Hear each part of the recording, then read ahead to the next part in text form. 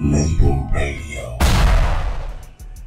Last time he was on our show, it was 5-6 years ago. Yeah. Many moons ago when we first started. We 7 years strong now, man. Yeah. Y'all was first started, man. So, y'all had me a part of that. Man, you look now, we in a new place, new building. Everything's looking fresh and official, and everything's looking organized. My man Mello's in the building. Fly skateboards and stuff. I seen the OG SB 1200 in there, man. It's looking all nice in here, man. Welcome. What you know about that, man, right there? Come on, man. CMW was born off the SB 1200. Yes, sir. Man. Shout out DJ Slip. Funky duck stick, all that. Let's get So we here, and you got a lot of history. Right. A lot of history. What I'm gonna do right now is I'm gonna play a joint right now. Oh, you finna go from the very, very beginning, I believe. Dig out some crate shit, huh? Yeah, we are right now. So let's get into it, Nympho. This joint right here is Rhyme Too Funky. Oh yeah, that's that SB 400. Yeah, definitely. Shout out DJ Slip. Hell yeah, let's get into it. That was the beginning right there, man. Yo, so when you hear that song, what memory does it bring back to you? Man, that take me back to like the beginning of hip hop, and listening to Fat Boys and Run DMC and listening to Treacherous 3 and being in the studio over DJ Slip's house day in and day out and just trying to create and being young cats getting snuck in the clubs and doing all kind of shit, man. Them was take me back to the Suzuki Sidekick. Yeah, man. We used to roll around in my Suzuki Sidekick, man, with the 12s in the back, with the Kenwood, with the Sherwood amp. Yeah, just be banging. How old were you when you did that song? Man, we was like 17. So you had a Suzuki Sidekick at 17? Yeah. We used to be everywhere in that thing, man. Rolling. You know what I mean? 2 kids out of Compton. Man, just rolling. Hell yeah, didn't give a fuck. We was just rolling everywhere. Classic. That's crazy. That's crazy. And, yo, so I heard the guy that's saying this is Compton was a white man.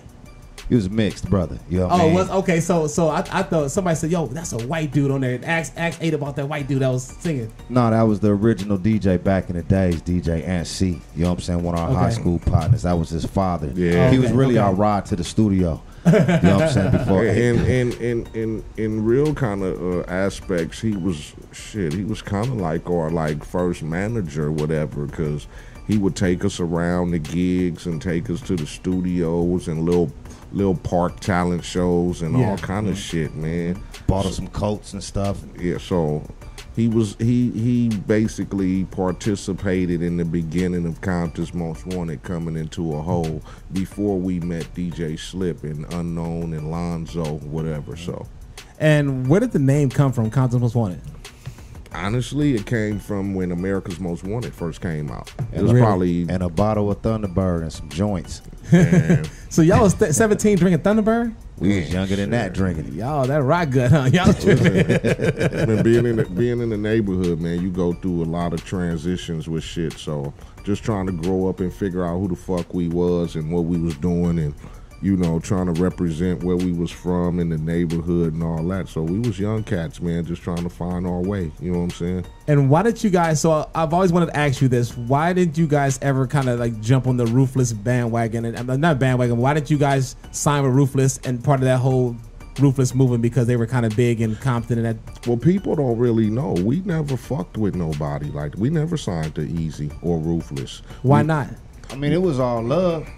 Ren, he stayed across the street from me. Okay. It was just that, at the time, like I said, everybody was trying to get their own identities. And Easy was doing his thing. And, he was fucking with NWA. And we would pattern our style after, we listened to a lot of New York rap when I first came up. So a lot of motherfuckers thought I sounded like Rakim and didn't want to really fuck with us, if we want to be honest. Really? Easy thought I sounded too much like Rakim, so really? He didn't want to fuck with me. Yeah. Damn. So, yeah.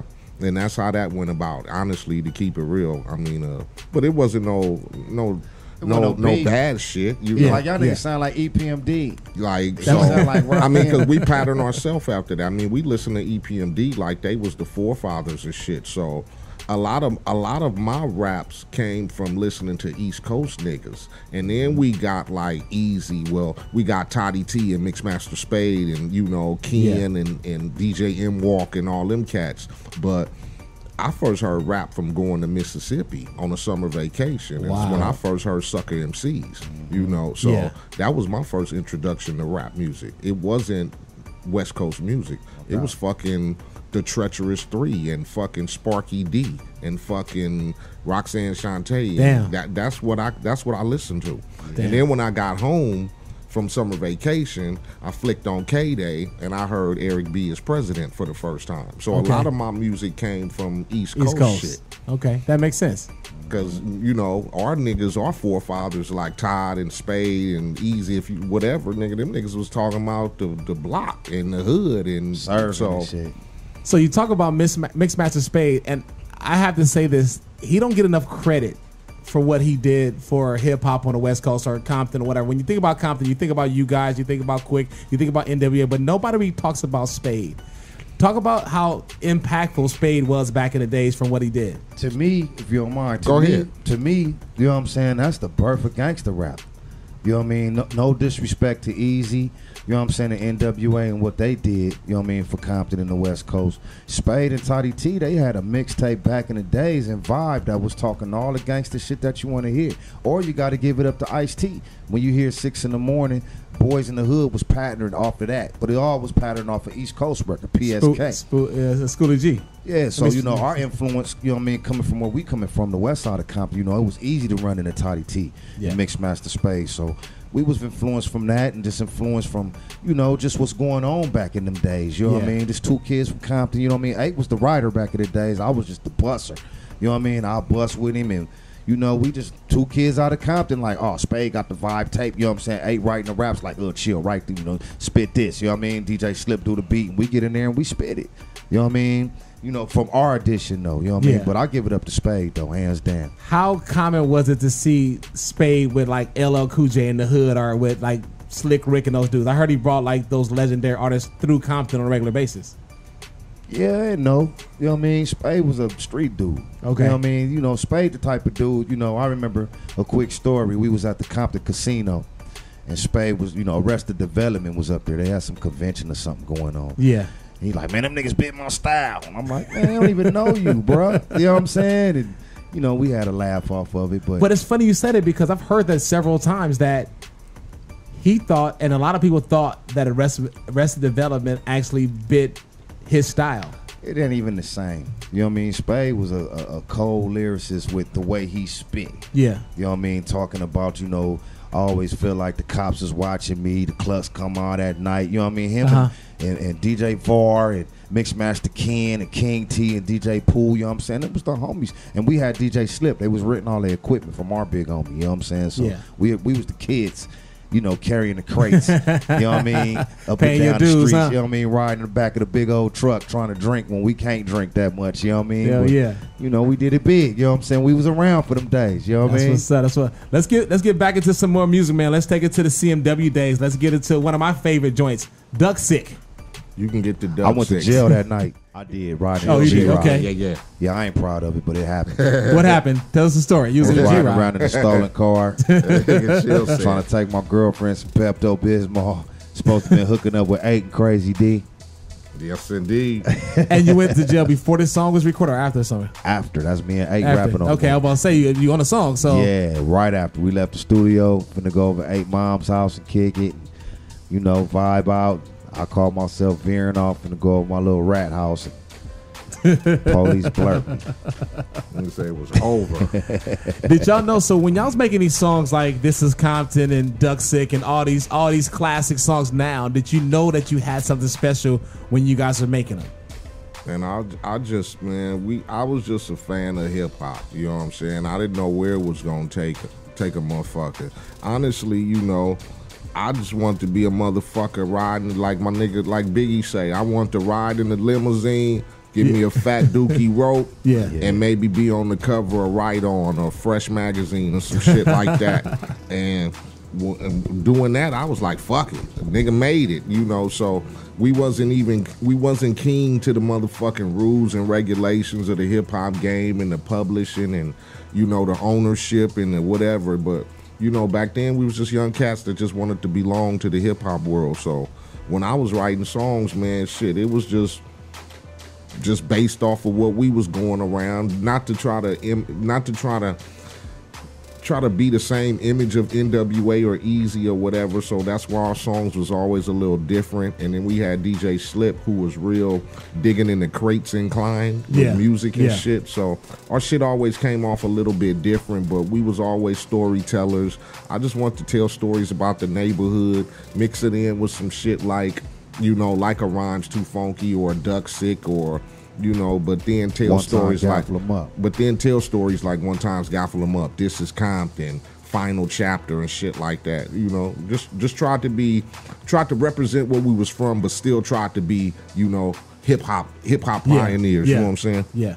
And during that early days, when did you guys know that you had something, and what was like that it moment when you said, "Oh, this is some shit we can continue to do and actually." We was riding down the street and some dudes was bumping it in an Astro van, and they was bumping This Is Compton so loud, and the back of the truck was moving. You know what I'm saying? And, yeah. You know, but for me, when I knew we was cracking, I would say, you know what I mean, Music the Drive-By album. You know what I mean? I came home and Eiht kept us working. You know what I mean? We was on tour like out of 2 years, we was at home probably like 3-4 months. You know what I'm saying? And we hit stages and we headlining it, going crazy, and people really enjoying it, and people screaming it. You know what I mean? I'm like, damn, we stars. Yeah.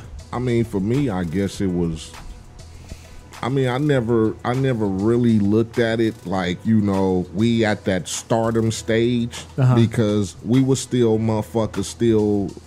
where we was at, you know. We were still in Compton, going to the neighborhood, riding around. You know, we get to see the video on the box, and, you know, gave out some posters and shit like that. But to me, we were still just regular niggas. And then when we just started being able to, I guess when we started hitting the road, because, you know, niggas from Compton and just being in the neighborhood, you know, you don't go too many places. We wasn't on no airplanes. So on the buses and then touring around the world. Back then we was on airplanes. Every fucking weekend we fly in a different state, and then you go to record stores and there's 300 people lined up outside to get your autograph and sign shit like that. Or, you know, we get on stage and everybody know the words to songs, and that's crazy. We start going out of the country and shit like that. I guess that's when you can look at it and be like, okay, we significant, you know. We basically forming our foundation because it's a lot of fans we got out here. So I guess that's when it hit us. Hell yeah. And hey, you're a workaholic. Once you started coming on the scene, we would see you pop up on posse cuts, songs galore. You did a lot of features. Was that by design, or was people hitting you up and say, hey, I want you on a song, or were you out there kind of just there? I've never been like I've never been like one of them motherfuckers that sell myself. Yeah. Put it like that. I mean, we do records, and from the respect, if you want to say, that people look at us and go, you know, you niggas got us through a gang of times and shit like that. Yeah. People hit me up, and I'm not one of them motherfuckers who discriminate. Like, motherfucker, you got $5 million or you got $5. Yeah. If you the type of motherfucker that I fuck with and you can meet that quota, then I'm gonna do a song with you. I don't try to discriminate. So nigga hit me up. You know, some people be like, I ain't gonna do a motherfucking song with that motherfucker, or I ain't gonna do. I mean, I got my bottom line to, you know, my shit to where I can't fuck with that motherfucker. But I don't discriminate, man. Shit, motherfucker hit me up and say, I want to do a song, man. Here I come. Hell yeah. You did a couple of joints with South Central Cartel. I did joints with South Central Cartel. Shit, I'd do a song with your grandmama if she gonna pay me for it. Fuck it. Let's get into a joint you did with them. Let's get into Gangsta Team. That's one of my favorite joints right there. Chill said he was just bumping that shit last night. Let's get into it, man. This is White Label Radio. He said 187,000. That was South Central Cartel, Gangsta Team, right here on White Label Radio. Were you guys in the studio all together when that song came out? I think I was in the studio. Who was there? I want to say Ice-T was there. Oh, Ice-T was there? Okay. Ice, me, and Spice was there, I think, and South Central Cartel. Yeah. I'm thinking about the other song we got, which is what was that song? The one that Tretch is on. So what you saying? So what you saying? Yeah. That's the one. I was gonna play that one too. I picked that one over this one. Okay. Yeah. A few of us was in the studio, so it was kind of cracking. And did you write your lyrics on the spot, or is something you already had? No, I when I go do guest appearances like that, I usually write on the spot. Okay. How long did it take you? It don't take me at all to write lyrics. No? Maybe 10 minutes. Oh, really? Yeah. Okay. I write pretty fast. Once I hear the music and I come with that first line, then usually I can just flow through the rest of the 16. So I try not to spend too much time on one song because shit, the way we work, the way I be working, fuck that. Let's do 6 songs in one night. You know, we get more shit done like that. Exactly. And one thing I noticed, you touched on it earlier. You listen to a lot of East Coast rap, and then I noticed you got a lot of East Coast love as well too. Right. As you got, I seen the Wu-Tang documentary. Yeah. And you was in it. You was at the album release party in New York. The party. I was in the "Can It All Be So Simple" video. In the video too. I did a remix with Old Dirty for "Shimmy Shimmy" with E40. Oh, I didn't know that. Yeah. Okay. Yeah. How did you hook up with Wu-Tang? Man, just honestly fucking around in New York, and I was real good. When we first got signed, we used to go to New York a lot, the labels or whatever, and then I met Primo. Oh, you know, me and Primo became real good friends, like my brother from another mother, him and Guru, and he took me around like Nas and them and Buster and all them niggas. So just by me going back and forth to New York and just fucking around, I got a call that said they want you to come be in the video. And I was like, for real? Really? So they called you to be in the video? It wasn't like you just happened to be around and you just happened to fall into it. They called you to be in the video? I got a call from my manager, and he said they called them and said they wanted me to fly to New York and be in the video. So they flew me to New York, and I got in the "Can It All Be So Simple" video. And then when Dirty got to put out his solo album, I think I was at a gig in Oakland, and we all went to the studio, and he was there, and it was me, him, 40, and Studio Tone, and he said he was doing this song called "Shimmy Shimmy" on his album, and he wanted to put us on the remix right there. We did the song right there on the spot in the studio. Right there on the spot. Yeah. And next thing you know, they flew us to New York. Hype Williams shot the video. That's crazy. Yeah, so I was real cool with Wu-Tang. Then, you know, Raekwon and Meth, and I was just cool with them niggas. They was real niggas, man. Real niggas. Did you ever get any flack from your West Coast homies for being cool with the East Coast cats? I was an East Coast nigga. I loved East Coast niggas. I mean, we used to bang Pete Rock and C.O. Smooth, Mecca and the Soul Brother like it wasn't shit, man. Redman. I did a song with Redman. It's funny you say that, because guess who we're about to play right now? I did a song with Be Real with Eric Sermon and Redman. Yeah. You know, so I respected New York rap. You get me? Before I started rapping, I banged fucking BDP. You know what I'm saying? The Bridge Is Over. I banged MC Shan. Yeah. You know what I'm saying? Yeah.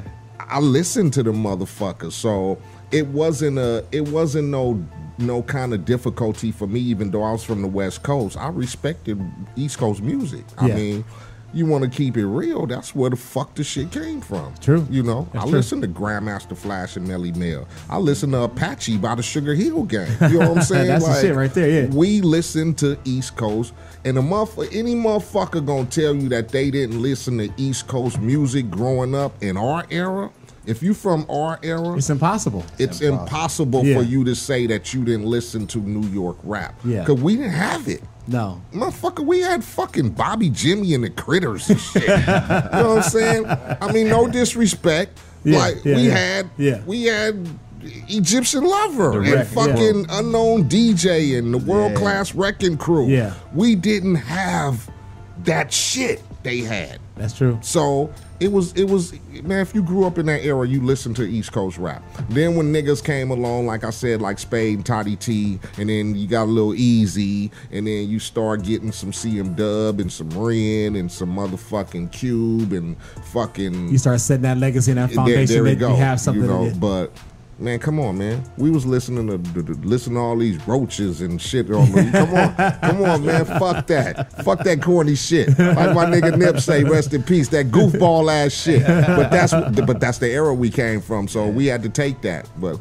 that's man, real. Man, praise the Lord for fucking New York rap, man, when we first came in. Cause shit, if we was left to fucking Bobby, Jimmy, and the Critters, man, it would have been over with for us. Come on, man. Shit. Let's get into a joint you did with P Rock. Yeah. That joint, One Life to Live. One Life to Live. That's my nigga, man. Shout out Pete Rock, man. Shout out CL Smooth, man. Man, I'm telling you, this is why I fuck with niggas like that, because these niggas brought that shit. Let's get into it right now. White Label Radio. Yo. Yeah. That right there was nothing but gangster. Nothing but the gangster.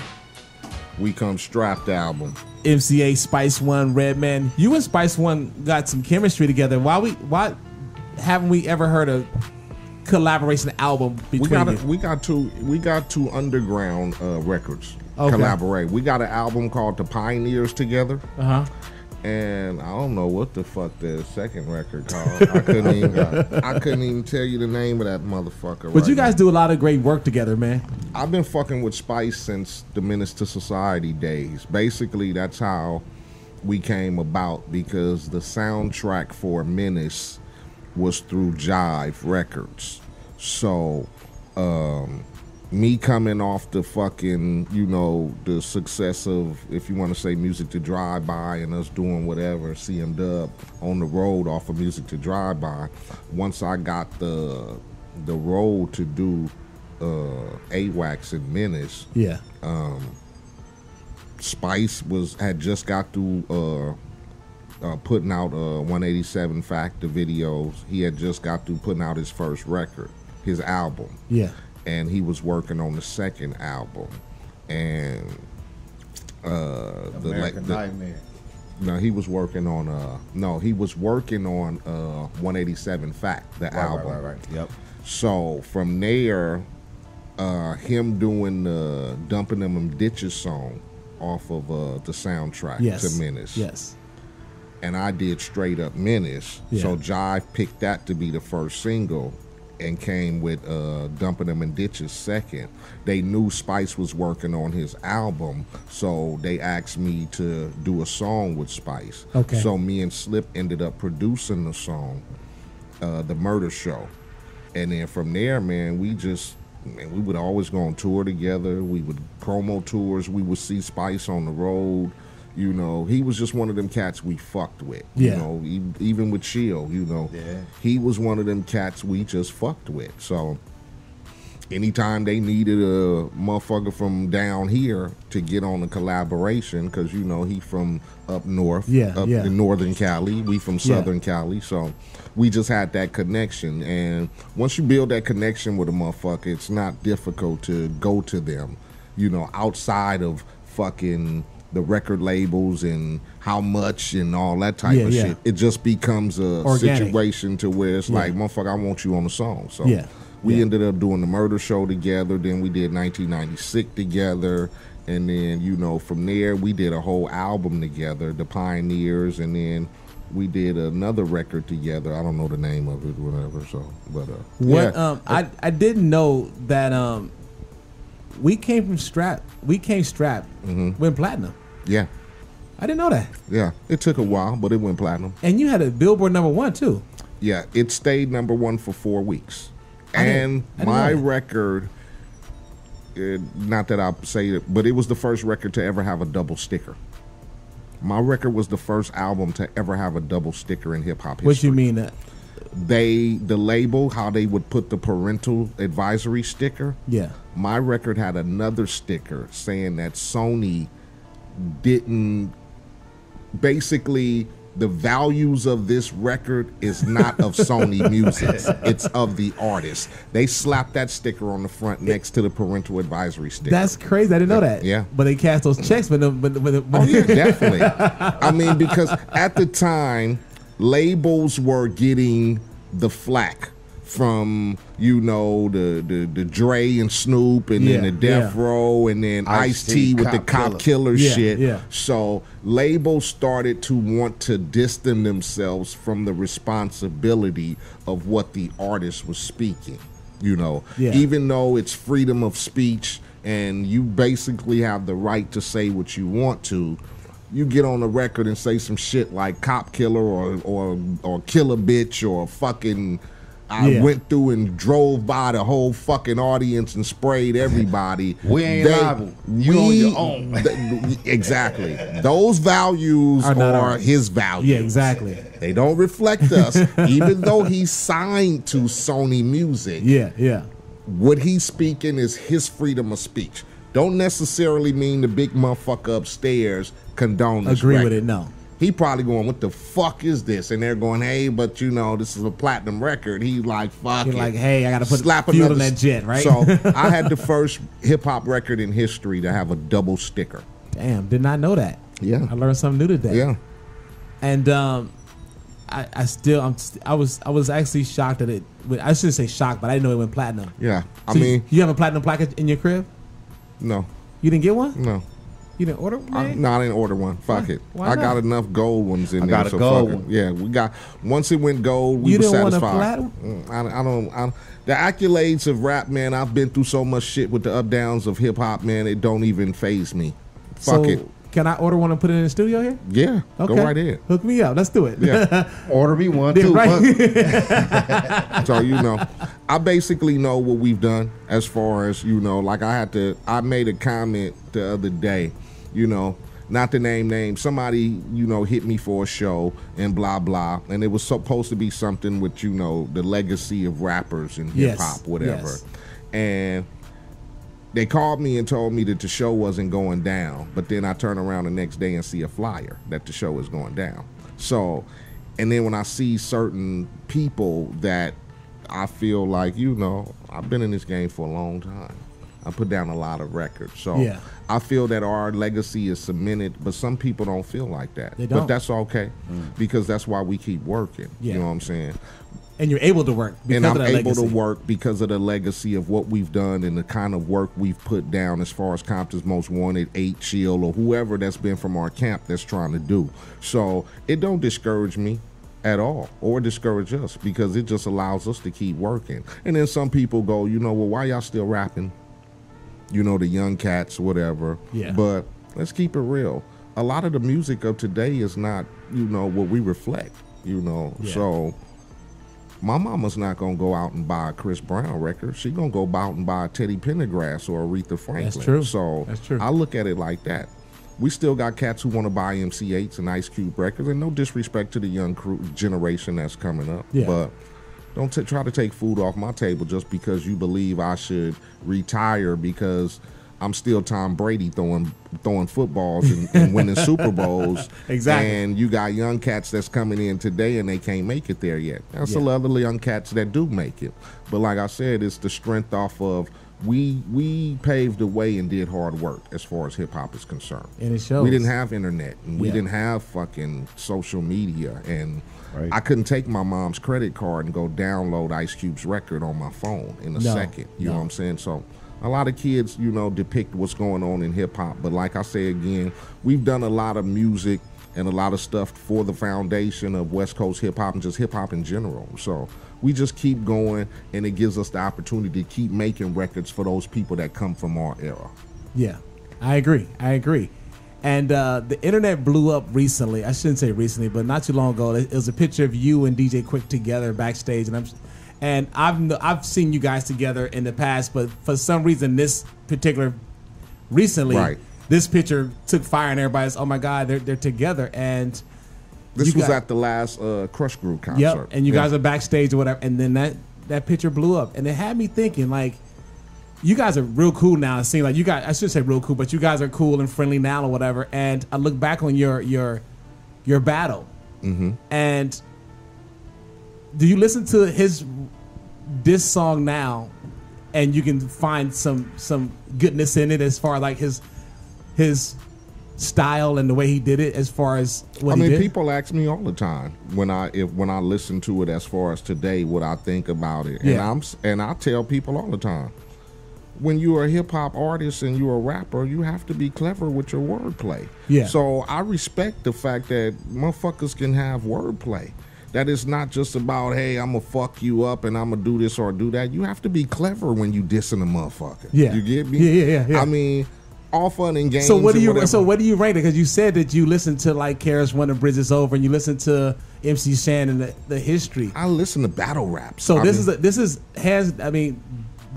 diss record towards you is in the top 5 of all times. Right. Some people feel like that. How do you feel? I feel like it was a good attempt. You know, I feel like it was a good attempt. That's a good answer. I love it. I love it. I mean, I'm not gonna say that it wasn't a good record because I love the beat. So I'm not gonna say that it wasn't a good attempt. But if you feel that, that's just like a boxer who go, get into a fight and somebody say, hey, that was a close, or that was kind of, what do you think about it? He gonna still turn around and be like, yeah, hey, he's a good competitor, he's a tough boxer, but I still held my own and blah blah. That's the way it goes. Yeah, for sure. I had to ask you that because I wanted to ask you that for so long, or whatever. And I seen that picture and everybody's like, oh my God, look at them together, whatever. And I mean, at the end of the day, you guys are grown men. We grow up, grown it's men, fun. And we learn how to get past everything. And this game is always gonna be ups and downs, like I tell motherfucker. We've got into it with a lot of people. Even Chill, he's done had his situations with motherfuckers. It's to me, it just sharpens your knife, man. It's part of the game. It's part of the game. And now we get into the new stuff. You guys are doing some new music, right? We got a new album. I got a label, Blue Stamp Music. Yes. And me and Chill came together, put this Compton's Most Wanted record together. A lot of people been asking for it. So we got in the studio last year, started banging out some cuts while I was in the midst of trying to do my solo album. And then Chill was working on another EP for his stuff. We just came together and I started putting together tracks, and Chill did some tracks, and it just came together, Yeah. So just being in the studio, like I said, iron sharpens iron. So it makes people want to focus on what's important for our hip hop legacy. Yes, sir. So that's what we did. We came about and just got into the studio and tried to bang out some cuts that we felt that our era of hip hop fans would appreciate. In the midst of trying to wait for my solo record, and then Chill doing his thing, and my nigga BL doing his thing, yep. my man Daddy Rich doing his thing. So Blue Stamp Music just trying to be official, and we just trying to leave a foundation. Like my nigga Nip say again, you got to be able to invest in yourself if other people don't believe in your shit. So that's where we at. Blue Stamp Music is what we doing. That's what we putting our real. money into. Facts. I got the official clothing line we about to drop. I mean, we just trying to do whatever just to keep our legacy going. And we got that White Label Radio collaboration coming White out Label for Radio. Yeah, I'm trying to do it all, man. So don't let's even do play, it. man. Let's do it. Let's do it. Hell yeah. So before we get out of here, we're gonna play the new joints or whatever, but let everybody know where we can find you at on social media, websites, all that good stuff. I'm on Facebook, Eiht Compton. I'm on Instagram at 808. That's EIHT, the number 0 EIHT.